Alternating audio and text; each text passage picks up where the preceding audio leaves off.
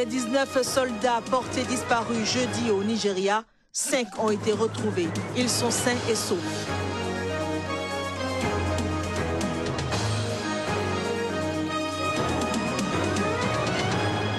Au Tchad, l'ONU demande un dialogue politique inclusif, ce avant les prochaines élections.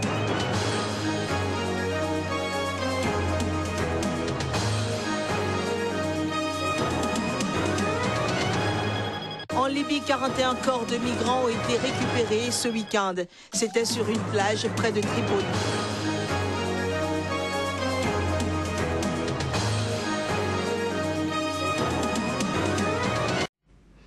Nouvelle semaine sur Sika, nouvelle édition du journal. Mesdames et messieurs, bonjour et merci de nous rejoindre. 19 soldats nigérians ont été portés disparus jeudi dernier après être tombés dans une embuscade de combattants islamistes de Boko Haram dans le nord-est du Nigeria.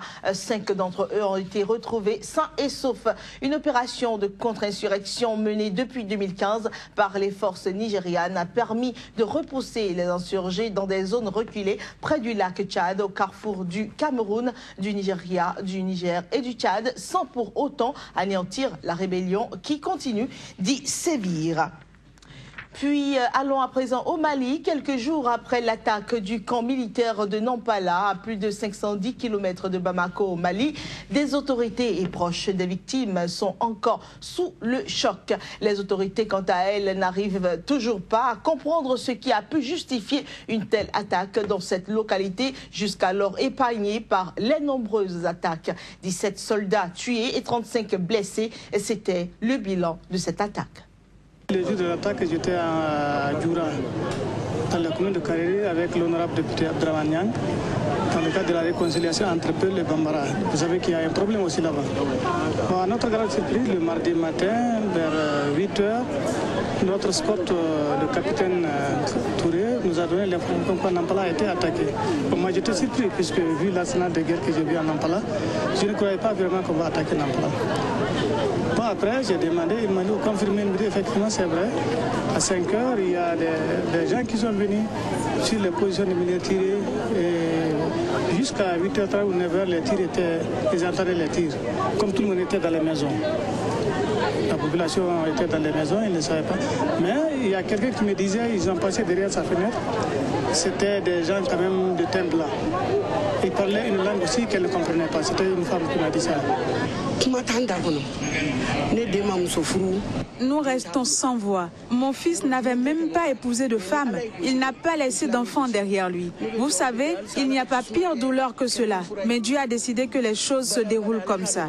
Je fais des bénédictions pour que la paix soit le remède de cette guerre. Qu'Allah assiste tous ces soldats. Moi-même, je suis enfant de soldat. Si vous voyez qu'on a eu un enfant qui, à son tour, est entré dans l'armée et y a perdu la vie, cela est la destinée. Je prie jusque-là pour que la paix soit un remède pour cette guerre. Toutes choses pouvant permettre la fin de cette guerre, qu'Allah l'oriente vers nous. Qu'Allah accorde sa miséricorde à tous les défunts musulmans.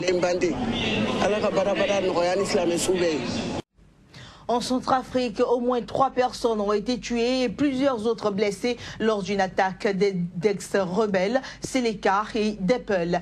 C'était samedi dans la région de Bambari. Dimanche, les tirs avaient cessé et un calme précaire était revenu dans le village, mais des hommes armés y étaient toujours présents. Le pays avait basculé dans le chaos en 2013 avec le renversement de l'ex-président François Bozizé par la Seleka, coalition rebelle à dominante musulmane, suscitant des représailles des milices chrétiennes anti-Balaka. Du côté du Gabon, les forces de l'ordre ont violemment dispersé samedi à Libreville un rassemblement pacifique d'opposants. Un caméraman de l'agence France Presse qui couvrait la manifestation organisée à l'approche de l'élection présidentielle du 27 août a été tabassé. Plus de détails à travers ce reportage. Plusieurs centaines de personnes ont répondu au mot d'ordre de l'opposition pour contester la candidature du président sortant Ali Bongo Ondimba. Près du rond-point de la démocratie, bouclé par les forces de l'ordre, le cortège s'est formé avec une quinzaine de responsables de l'opposition. Parmi eux, plusieurs candidats à la présidentielle, dont l'ancien président de l'Assemblée nationale, Guinzouba Ndama. Les forces de l'ordre ont commencé à lancer des grenades lacrymogènes alors que des manifestants chantaient en chœur l'hymne national gabonais. Ils ont violemment dispersé le rassemblement et de nombreux tirs ont été entendus. Des heurts ont ensuite eu lieu entre les forces de l'ordre et des jeunes venus du quartier populaire voisin de Mapane qui ont défié la police. Un caméraman du service télé de l'agence France Presse a été arrêté et tabassé par plusieurs gendarmes cagoulés et armés alors qu'il couvrait les heurts avec une caméra dûment identifiée. Il sera relâché au bout de quelques minutes avec sa caméra. L'ONU a exprimé vendredi sa profonde préoccupation face à la montée de tensions au Gabon à l'approche de la présidentielle. Le secrétaire général adjoint des Nations Unies aux affaires politiques a invité tous les candidats et les partis politiques ainsi que le gouvernement à partager la responsabilité d'assurer la tenue d'élections pacifiques au Gabon. Quel rôle joue la femme africaine dans la médiation dans le cadre des conflits? Une préoccupation qui a constitué l'un des volets d'action du Centre de la paix, du développement et de la culture africaine, Gorée Institute. La coordonnatrice du programme Genre, Paix et Sécurité est au micro de notre correspondant à Abidjan, Chris Paterne Assémien. 45 jeunes leaders africains issus des organisations de la société civile et des organisations non gouvernementales, tous originaires de 9 pays de l'Afrique de l'Ouest, présents à Abidjan avec une claire conscience des réalités de leur pays. La jeunesse guinéenne demande d'être écoutée, elle demande d'être entendue, elle demande d'être impliquée, elle demande d'avoir l'occasion, l'opportunité de participer à la prise de décision, de participer aux différentes instances et postes de prise de décision. Réunis pendant 2 jours dans la capitale économique ivoirienne, dans le cadre du programme de consolidation de paix et prévention des conflits en Afrique de l'Ouest. Ces jeunes mettront à Lorsqu'on parle de ce pilier de participation des femmes, les gens ont souvent tendance à penser que les femmes devraient s'impliquer sur les tables de négociation sur le plan international par exemple. Et donc ce n'est pas nécessairement sur le plan international qu'on devrait s'impliquer. Cette implication peut être sur le plan local et même dans la famille. Être impliqué dans la résolution des conflits dans la famille. Parce que vous savez, la majeure partie du temps, les conflits qui dégénèrent commencent sur un noyau, par un noyau vraiment microcosmique, et la famille étant dans ce volet microcosmique, il est important d'outiller en tout cas les femmes pour qu'elles puissent s'impliquer davantage dans la résolution des conflits sur le plan local et communautaire. Restons en Côte d'Ivoire pour parler cette fois-ci de médias. Plus de 25 sites d'information tenus par des journalistes créent la misère à la presse écrite sur papier imprimé à Abidjan. Une plateforme de l'Union des patrons de presse en ligne vient de voir le jour à Abidjan. Chris Paterne Assémien. Certains qu'elle contribue aux dividendes de l'économie numérique en Afrique est de plus en plus utilisée par les journalistes africains. La presse en ligne connaît un essor considérable en Côte d'Ivoire. De plus en plus d'Ivoiriens, d'Africains sont connectés et sont à la recherche d'informations fiables. Aujourd'hui, avec les réseaux sociaux, on a un peu de tout sur Internet. Donc la presse en ligne doit se positionner comme un vecteur de diffusion d'informations crédibles.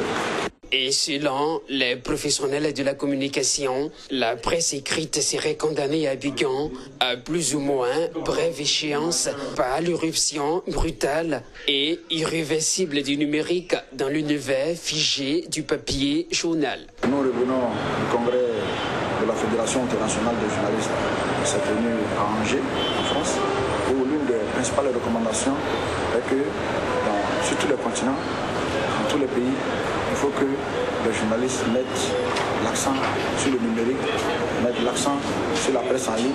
Lorsqu'un journaliste de la presse numérique va à un reportage, lui, il rend son reportage sur place. L'Union des patrons de presse en ligne de Côte d'Ivoire plaide pour des médias innovants en développant de nouveaux contenus pour les Ivoiriens en matière d'information. Le secrétaire général adjoint des Nations Unies aux affaires politiques, Jeffrey Feltman, a appelé à la tenue d'un dialogue inclusif et sincère après la présidentielle d'avril et avant les élections législatives censées se tenir d'ici fin 2016. Et là, nous sommes au Tchad. L'émissaire a souligné l'importance pour tous les acteurs concernés à s'engager dans un processus électoral pacifique et à s'abstenir de tout acte de violence. Le Tchad est confronté à des tensions sociales et politiques depuis la réélection contestée du président Idriss Déby en avril dernier. Puis en Tunisie, un dissident de Nida Tourès a ouvert samedi à Tunis le congrès constitutionnel de son nouveau parti sous une surveillance sécuritaire importante. Rappelons que Nida Tourès est donc un parti fondé par l'actuel président tunisien Béji Caïd Essebsi. Images et sons. Mashro Tounes, qui signifie projet de la Tunisie, a été lancé en mars dernier par Mohsen Marzouk, autrefois membre de Nida Tourès. À l'ouverture du congrès, le coordinateur général du mouvement a axé son discours sur plusieurs points, notamment la compétence à privilégier lors de la formation du prochain gouvernement et la lutte contre la corruption. La lutte contre la corruption qui s'étend dans tout le pays. La corruption qui est devenue un grand ogre dans le pays maintenant. Elle est rentrée dans les partis, dans les organismes, dans les médias, à l'intérieur des institutions de l'État, dans l'économie. Et cet ogre, il est indispensable de l'arrêter. Le prochain gouvernement qui est en train d'être élaboré a été nommé gouvernement d'union nationale. Il doit être composé de compétences. Il faut arrêter avec les calculs partisans. S'il y a un futur chef du gouvernement, il faut qu'il soit d'une haute compétence. Il faut qu'il soit libre de choisir les personnes avec qui il travaillera. Il faut que nous lui fixions des objectifs qu'il devra atteindre. Plus de 3000 personnes ont assisté à la cérémonie d'ouverture de ce congrès constitutionnel. La plateforme est fondée sur la pensée moderniste du père de l'indépendance, Habib Bourguiba. Mashro Tounes est composé des députés démissionnaires du parti Nida Tourès et de son bloc parlementaire. Les corps de 41 migrants morts noyés en tentant de rejoindre l'Europe ont été retrouvés sur une plage de Sabratha en Libye. Les dépouilles ont été transférées au centre de médecine légale pour des prélèvements d'ADN avant leur enregistrement ainsi que leur inhumation. Le conseil local de Sabratha a récemment formé une équipe de bénévoles pour récupérer les cadavres de migrants qui échouent sur les plages. En raison des conditions maritimes plus favorable, plusieurs milliers de migrants ont tenté depuis le printemps la traversée de la Méditerranée au péril de leur vie. Et c'est avec ces images que nous mettons terme à cette édition, mesdames et messieurs. Nous vous sommes reconnaissants pour votre aimable attention. Nous vous souhaitons de passer